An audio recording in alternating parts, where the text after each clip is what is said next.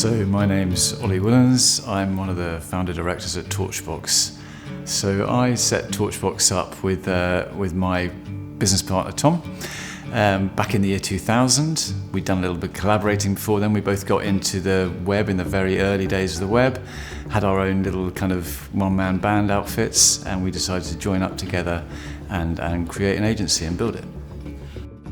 Well, we've grown organically, so we've never taken any external investment, and the two of us have kind of gradually built this business up from just being a kind of very small outfit to a pretty big independent agency now. So we're about 110 people at the moment, and that's kind of been built with a kind of specific kind of mission to work with some of the most socially progressive organisations that we can do. So these are kind of charities, government departments, universities, so all kind of non-profits of one flavour or another. And that's attracted a certain type of person and is kind of makes us special as a company, I think, the fact that we kind of are people who want to work with socially progressive organisations. Becoming employee-owned was interesting for us. I think if you own a business and have done for 20 years, everybody starts to think about how they can realise some value from that kind of that work they've done over that time, and have that in the back of their minds sometimes. And we started to think about it a bit more actively. There was no rush, but we did start to explore the options. And the kind of trade sale is the conventional kind of exit within our industry, normally to a bigger agency group or something like that. And we'd always felt a bit kind of uncomfortable with that because of the very specific kind of culture that we have here. We were worried that joining a bigger agency group that might be very commercially driven might end up with us losing some of that kind of culture, and felt really responsible to the employees, who are kind of, a lot of them have joined us because of who we are, that was something that we didn't want to do. So when we kind of learnt about employee ownership, and we realised we might be able to make this work financially in a way that we wanted to do as kind of owners exiting the business, then we just thought this feels like a much better option for us. So I remember when we first heard about that something going on, we weren't quite sure what it was. We knew there was going to be a big announcement. I would say there was a mixture of excitement and anxiety about what it was going to be. And my first thought, Tom and Ollie are going to sell the business. Oh no, that was the first thought, and I think that was all the rumours that were going around at the time. And when we went there, Tom and Ollie stood in front of us and said, yes, we are selling the business. The rumours are true, but we're selling it to the employees. So it was amazing the way that they did it, building up all that excitement. I'd never heard of employee ownership, particularly from like an agency angle. I'd never heard of another agency having done that. So I was really, really excited about it. There were a lot of questions at the time, so it was really exciting.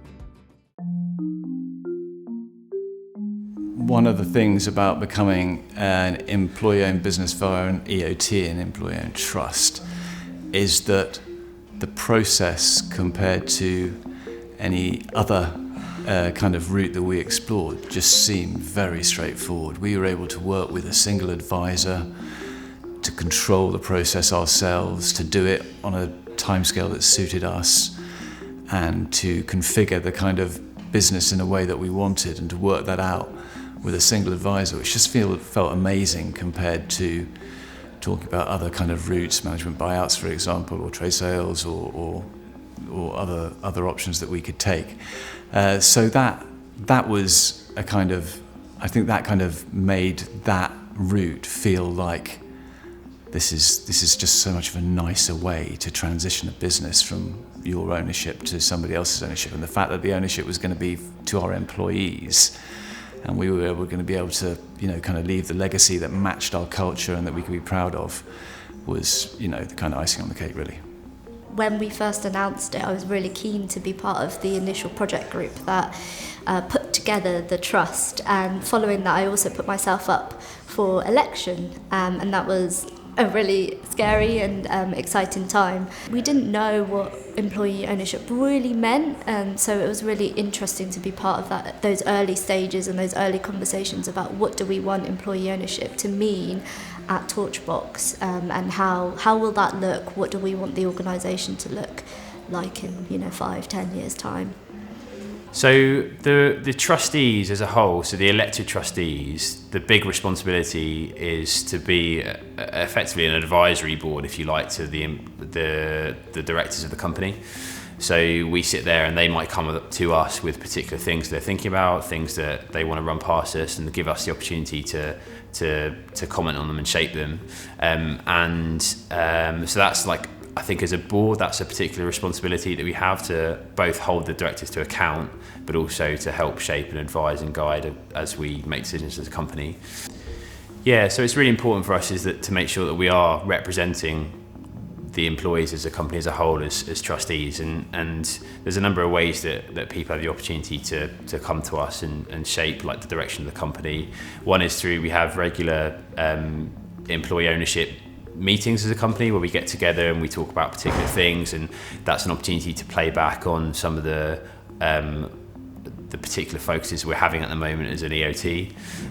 We also have the idea of voice groups, so these are groups that have got other members of the company involved in them. So we have things like a civic engagement voice group, a diversity voice group, an environment voice group, and they have the opportunity to have their say in how the company does things, particularly with those things in mind. As owners, we all have really clear ways that we can contribute ideas and get involved. It's something that, upon joining, we can talk to people about where their interests are, where their sort of motivations are, and suggest, ways in which they can get involved right from the outset. And I think the voice groups really provide that forum, which has been fantastic.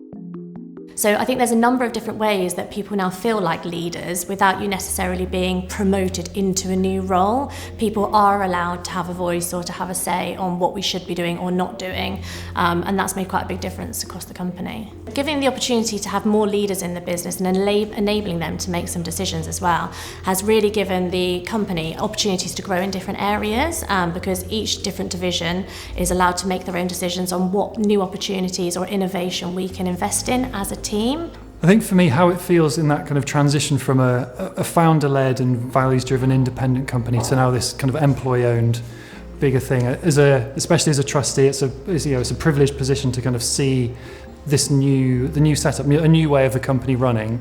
But also, the company's always been driven by its values, driven by the kind of work that we do, the kind of clients that we work with. It's all about doing things for the good of society, for the planet.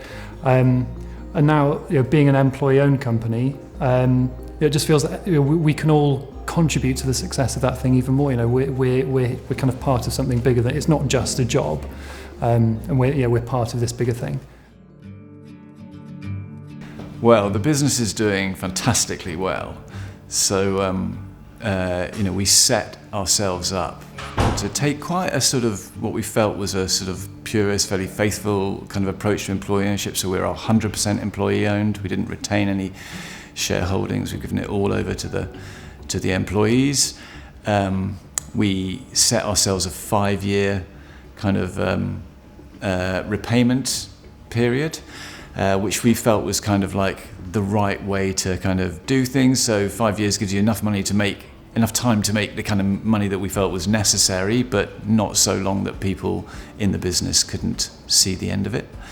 But actually, we've gone from strength to strength, and we've now finally kind of repaid the business. We're financially free, and we've done that in 3 years, which is incredible. And as is sort of implicit in that, really, our profit has basically doubled over that period of time, which is what's enabled us to pay the business out so quickly. So financially and commercially, the business is in a really strong place, and we're able to kind of, I think, once you kind of pass this point of financial freedom, you can really kind of double down on the benefits of employee ownership, and everybody's able to see and feel them, and really kind of live that employee ownership thing. So it's an exciting point to be at. For me, working at Torchbox as an employee-owned trust has been a complete eye-opener for me. Like, I never knew the idea existed before I came here, and in fact, like, I wouldn't ever look back. Having an organisation where employees care about what we're doing, and have the opportunity to have a say in how the organisation's run, and an organisation that really cares about the well-being of their staff, not just at work but holistically as well. You can't beat it. I think employee ownership has been really valuable to our growth. It's really supported our growth because, first of all, it's incredible for recruitment. It's one of the first things that I'm told about when I interview people. They said, I love that you're employee owned. So it means that, you know, we've got all these people who are now interested in coming to Torchbox because of the values of being employee owned. Importantly, I think, it's very nice to have a place where, you know that your colleagues care for everything. Like, it's not just we are building something. We care about our clients, and I think that's very valuable. The growth of the company over the last few years has been it's been very fast. I've seen it, especially because I've been around for a long time. It was kind of slow organic growth, and now it's kind of transformed. I think you could put some of that down to the employee-owned, the models that we've now gotten, and the kind of the desire to make the most of the opportunities that we have now that we've paid off the founder shareholders. The money that the company makes, we can kind of reinvest in new things, and we reinvest in growth, in innovation, in hiring into new roles that can help push the company forward. One of the things I'm, focus on is trying to build the sense of employee ownership, of kind of having kind of a sense of feeling like an employee, that employee engagement thing, and that's a real challenge, I think, for all sorts of employee-owned businesses for that business to feel different. And I think one of the things that we kind of experienced and really kind of didn't expect or plan for as much was that sense that day one everybody doesn't feel that different. You might get a bonus, you might get a pay rise or whatever, so there might be some financial perks and those might increase over time, but trying to get everybody to feel like an owner, which is now one of our kind of core values, is a challenge you have to keep working at. Day to day, how do you make employee ownership? How do you make people really feel the benefit of employee ownership? I think that's been quite a challenge, rather than it just be like an added layer of management, for example. We didn't want the trust to be that. We wanted it to be the voice of people, so having lots of avenues for people to come to talk to you. We have owners forums which takes place every 6 weeks, and that's basically an opportunity for us all to come together and talk about employee ownership. What's changed in the last 6 weeks? Where are we going? What are we focusing on? So it's been really interesting and challenging, I think, to work out what does the structure look like for Torchbox, how does it work. We've always been quite an open organisation, so it was how do we open this up even more to the employees. I think the businesses kind of face barriers during their growth. They come up against these, some business kind of thinkers call them these kind of business walls that you come up against, and you get to 35 people and you can't go any further, and 60 people and you can't go further, and you have to change things. And for us, I think investing in leaders, bringing more people into leadership positions, bringing different types of diverse people into leadership positions has enabled us to kind of burst through that big kind of wall that we were facing about the time that we became employee owned. About the time we were about 60 people probably at that time, and we're now 110 people, profit levels doubled, huge growth. And I think that's been central to that success and that growth. So we've looked a lot about how we kind of reinvest in our people, in their training, their development, and open up sort of coaching opportunities, mentoring opportunities to create the space for them to sort of flourish and give them the support they need to be really successful, as well as feed ideas back into the business, so we can continue sort of improve on how we do things, and make sure that we actually, with all of the partnerships that we're involved with, that we're giving them sort of the best service possible, while also kind of investing back in our people and our organisation.